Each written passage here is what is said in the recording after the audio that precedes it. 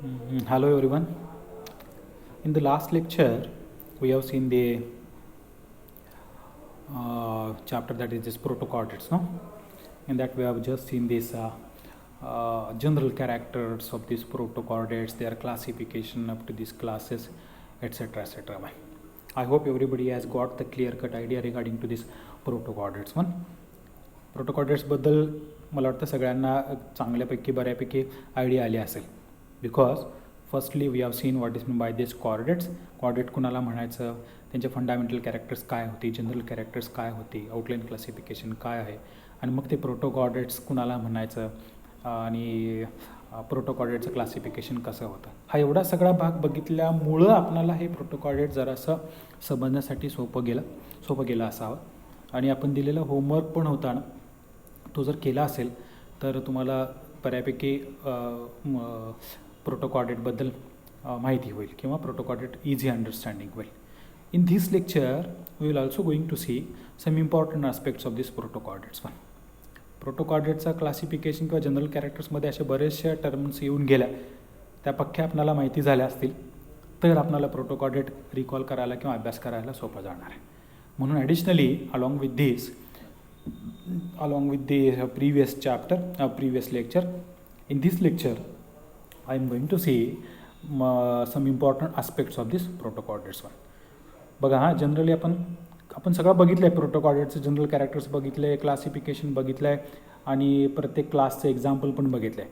पण ते क्लासिफिकेशन बघताना, त्याचे कॅरेक्टरिस्टिक्स बघताना असे काही वर्ड्स येऊन गेले की ते अजून एकदा रिपीट झाले किंवा अजून प्रकर्षण आपण जर बघितलं तर आपणाला ते पक्क लक्षात राहील. Okay, let us start with some important aspects of the protochordates one. As we already deal with this general characteristics of these protochordates. Protochordates, as we know that these are called as these first chordates. माहिती आहे आपणाला. These are called as primitive chordates आणि these are exclusively marine in habitat. They shows this presence of this notochord, so what they are included into this chordate group 1. आणि त्यांचा development indirect होते, larval फॉर्ममध्ये आहे, adult फॉर्ममध्ये पण आहे. आणि हे प्रोटोकॉर्डेटमध्ये they are showing this much more chordate characters in to this larval form आणि less characteristics of this chordates in to this adult form one. But still they are included in this first group of this chordate one, that is called as protochordate. हे बघताना आपण काही terminology येऊन गेलं, त्यातले important terms कुठल्या होत्या आणि त्या परत एकदा आपण रिवाईज करू म्हणजे तुम्हाला प्रोटोकॉर्डेट हे पक्का समजेल. Okay, along with this general characters will see what are this important aspects which are occurred in to this chapter that is called as protochordates. हे जनरल क्लासिफिकेशन आपल्याला माहिती आहे. फायलम कॉर्डेटाचे जनरल कॅरेक्टर्स आपल्याला माहिती होते पाहिलं, किंवा त्याचे रिझन्स काय. कॉर्डेटामध्ये कॉर्डेट कुणाला म्हणायचं तर नोटोकॉर्ड प्रेझेंट असेल किंवा पॅरेंजल गिलस्लिट्स असतील किंवा पोस्ट ॲनल टेल असेल. These are included to this that these are called as chordates one. त्यांचा ग्रुप कुठला आहे, protochordate these are called as primitive chordates one. आणि त्याचे सब फायलम्स किती आहे तर 3 होते. तर 3मध्ये आपण फक्त 2च बघणार आहे, युरोकॉर्डेट आणि cephalochordate. We already deal with this urochordates and cephalochordates one. Urochordates म्हणजे प्रोटोकॉर्डेट्समध्ये जनरल फीचर्स जर बघितलं तर काय होतं, these are exclusively marine in habitat one. युरोकॉर्डेटचे परत 3 क्लासेस आहेत, ॲसिडेसिया, थॅलिसिया आणि लार्वेसिया. ॲसिडेसिया म्हणजे ॲसिडियन्समध्ये आपण एक्झाम्पल बघितलं आहे हर्डमानिया, थॅलिएसियाचं ढोलिओलम साल्पा होतं आणि लार्वेसियाचं ओइकोप्लेरा होतं.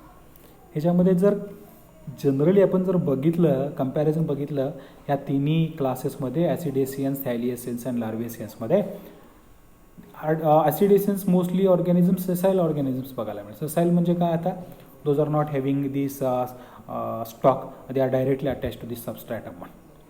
आणि अजून काय त्याचे इम्पॉर्टंट कॅरेक्टरिस्टिक्स होतात तर ह्या युरोकॉर्डेट्समध्ये काय प्रेझेंट होते तर सायपन्स प्रेझेंट होते.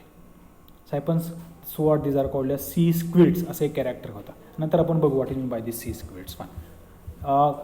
ॲसिडेसियन्स आणि थॅलिएसियन्समध्ये काय कम्पॅरिझन होतं, त्या ॲसिडेसियन्समध्ये जे ट्यूब सायपन्स प्रेझेंट होते these are U shaped one आणि those are passing through this pharyngeal region one. थॅलिएसियामध्ये काय इम्पॉर्टंट कॅरेक्टरिस्टिक्स होतात कम्पॅरिझनमध्ये along as per to this ॲसिडेसियन्समध्ये, तर थॅलिएसियनमध्ये जे ओपनिंग्ज आहे atrial and branchial aperture, these are present at this opposite ends one. If you see carefully the diagrams of this that is called as Salpa and Doliolum one. You will get the clear cut idea. म्हणजे एका बाजूला पाईपसारखी body आहे त्यांची, एका बाजूला एक opening आहे, दुसऱ्या बाजूला एक ओपनिंग आहे. वॉटर इज सर्क्युलेटिंग थ्रू दिस ॲट्रिल आणि ब्रँकियल सायपन्स one. And while circulating the water, it is passing through this pharyngeal region, and circulating water is achieving the process of respiration. लार्वेसियाला लार्वेसिया असं नाव काय होतं? Because they are showing much more characteristics of larvae one. लार्वीसारखा त्यांचा appearance होता. अडल्टचा ॲपिअरन्स त्याच्यामध्ये जास्त बघायला मिळतं, म्हणून त्या ग्रुपला किंवा त्या क्लासला लार्वेसिया म्हणतात. आणि त्याचं एक्झाम्पल काय आहे तर ओइकोप्लेरा, आणि it is also called as Appendicularia. दुसरा जो सबफायलम होता सिपॅलोकॉर्डेटा. सिपॅलोकॉर्डेटमध्ये आपण एकच क्लास बघितलेला आहे, that is called as Leptocardii. लेप्टोकार्डीचं एक एक्झाम्पल आहे lancelets or lancelet, or is also called as amphioxus one. कुठले कुठले टर्म्स आले? छोटंसं लेक्चर आहे, छोटंसं आयडियाज आहेत आणि छोटेसे ॲस्पेक्ट्स आहेत. ते आपण जर क्लिअर कट परत एकदा रिवाईज केलं तर आपल्याला प्रोटोकॉर्डेट पक्कं समजेल, म्हणून मी ॲडिशनल तुम्हाला लेक्चर घेतलेलं आहे. These are this objects one. First aspect काय होतं बघा, urochordates are commonly called as sea squids. Sea squids म्हणजे काय तर सी स्क्विड्स ते जे निक नेम आहे त्याचं टोपण नाव आहे या युरोकॉर्डेट्स. असं का पडलं तर this is because of the tendency to squids out water when they are removed from their water home. जर हे प्रोटोकॉर्डेट्स पाण्यातनं बाहेर काढले तर ते पाणी सगळं सोडून देतात आणि they appear just like this rubbery balls one. म्हणून त्यांना सी स्क्विड्स असं म्हणतात. Again these are called as tunicates. Tunicates पण वर्ड येऊन गेला, त्याचं पण कॅरेक्टर आपण बघितलं आहे. ट्युनिकेट्स म्हणजे nothing but this tunicates actually wear tunic. Tunic म्हणजे वरच्या बाजूचे बॉडी कवरिंग आहे, लेदरी बॉडी कवरिंग. बॉडीवर कसं असते तसं आपलं जसं स्किन आहे तसं ह्या प्रोटोकॉर्डेट्समध्ये बॉडी कवरिंग आहे, that is called as tunic. And that tunic is made up of the protein called as tunin. आणि ते पण आपण मेन्शन केलं आहे ट्युनिन, आणि त्याच्यामध्ये एक केमिकल कंपोजिशन प्रेझेंट असतं that is called as cellulose one. The presence of cellulose is the property of not the animals one, it is the property of this plants one. In addition to that, these tunicates are having that leathery covering of tunic, so these are called as tunicates. आणि त्याच्यामध्ये सायपन्स पण present आहेत, atrial आणि branchial siphon as already mention in case of this sea squids. कशाला म्हणायचं तर ते siphon present असतात, ॲट्रिल आणि ब्रँकियल सायपन प्रेझेंट असतात. Water is circulating through this siphons one. Okay, these are these two important aspects one. These protochordates are called as sea squids, or these are also called as tunicates one. तुम्हाला जर समजलं C squids कुणाला म्हणायचं, का म्हणायचं, ट्युनिकेट्स कुणाला आणि का म्हणायचं, तर हे प्रोटोकॉर्डेटचे दोन इम्पॉर्टंट आस्पेक्ट्स आहेत. नंतर कुठले कुठले होते बघा आस्पेक्ट्स, काय काय आहे.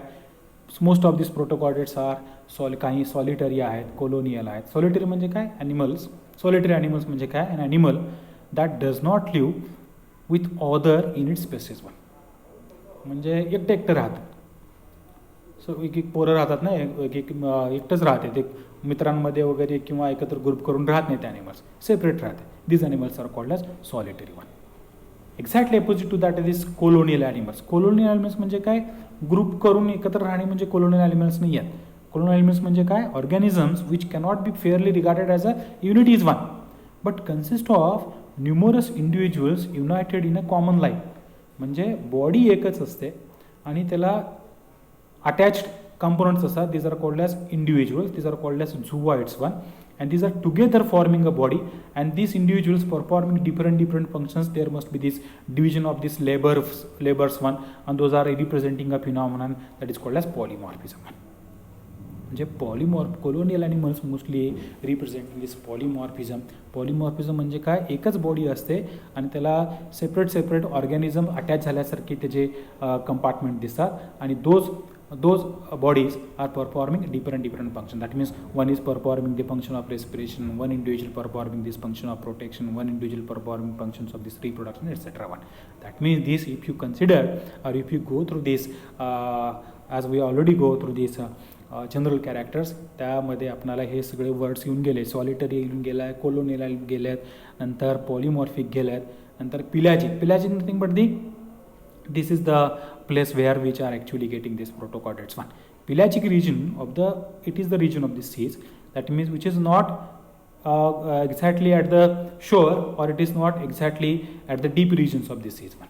That means फार कडेला पण नाही आणि फार आतमध्ये पण नाही. That means near the bottom or the shore or it consist of the water columns of the open oceans and are further divide into the regions of this by means of this depth one. म्हणजे sea शोअरचे बरेचसे regions असतात, म्हणजे surface region आहे, नंतर कमी खोलीचा, नंतर जास्त खोलीचा, असं ते समुद्राचे रिजन्स आहेत.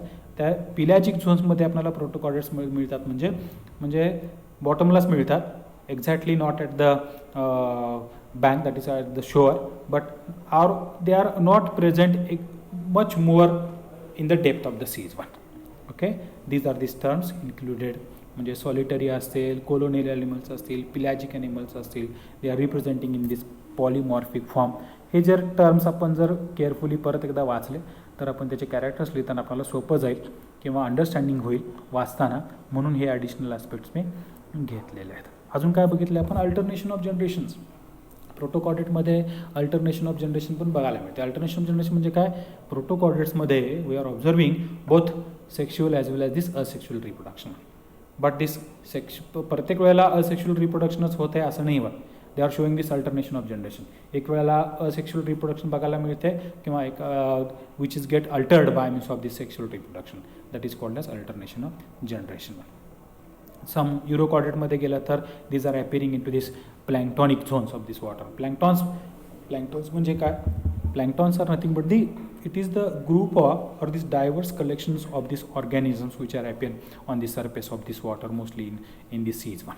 युरोकॉर्डेट्स पण आपल्याला तिथंच बघायला मिळतात along with this other organism, that means zooplanktons असतील किंवा फायटोप्लॅन्क्टॉन्स असतील, along with it is the group of this animals one organisms are. These forms are called as planktonic forms, and they cannot be having or they cannot be moved along with this water current. That they will be restricted to the particular place on the surface of this water one. Such forms are called as planktonic forms one. In addition to that, अजून एक term येऊन गेलेली, that is called as Neotony. In case of this Eurochordates मध्ये last groups होता लार्वेसियामध्ये आपल्याला हे निओटोनी term येऊन गेले. निओटोनी म्हणजे काय? निओटोनी म्हणजे लार्वल कॅरेक्टर ट्रान्सफॉर्म होऊन आपल्याला ॲडल्ट कॅरेक्टर बघायला मिळते, परंतु लार्वल फॉर्ममध्येच ते ॲडल्ट जे आहेत they will retain the larval characteristics one. That means some larvae are having the ability of reproduction. Such characters are may be observed in case of these protocols, and that character is called as Neotony one. In addition to that, बरेचसे words केले, that is called as protandrous condition असेल किंवा प्रोट्रॅन्डस कंडिशनमध्ये in case of दिस लार्वेसियामध्ये प्रोट्रॅन्डस कंडिशनमध्ये म्हणजे काय? हर्मॅफ्रोडाईटमध्ये दोन्ही पण आहे, म्हणजे मेल आणि फिमेल म्हणजे मोनोसियस ॲनिमल्स आहेत, हर्मॅफ्रोडाईट आहेत, त्याच्यामध्ये मेल रिप्रोडक्टिव्ह सिस्टीम पण बघायला मिळते, फिमेल रिप्रोडक्टिव्ह सिस्टीम पण बघायला मिळते, परंतु मेल रिप्रोडक्टिव्ह सिस्टीम मॅच्युरेशन पहिला होते आणि फिमेल रिप्रोडक्टिव्ह सिस्टीम मॅच्युरेशन नंतर होते. That condition is called as protandrous condition one. आणि त्याच्यामुळं त्या ॲनिमल्समध्ये क्रॉस फर्टिलायझेशन बघायला मिळते. प्लांट्समध्ये कसं फ्लॉवरमध्ये मेल फ्लॉवर पण मेल युनिट्स पण अँथर्स आणि अँड्रोशियम आणि गायनेशियम एकत्र असल्यामुळे सेल्फ फर्टिलायझेशन बघायला मिळते. आपण लास्ट इयरला आर्थोमध्ये बघितलेलं होतं, आर्थो मीन्स हर्मॅफ्रोडाईट वन, परंतु सेल्फ फर्टिलायझेशन तिथं बघायला मिळत नाही because due to this protandrous condition. असे काही इम्पॉर्टंट ॲस्पेक्ट्स होते. I would like to share with you and that will be helpful you for easy understanding of our chapter that is called as protochordates, the general characteristics and outline classification. Thank you very much. We will stop here.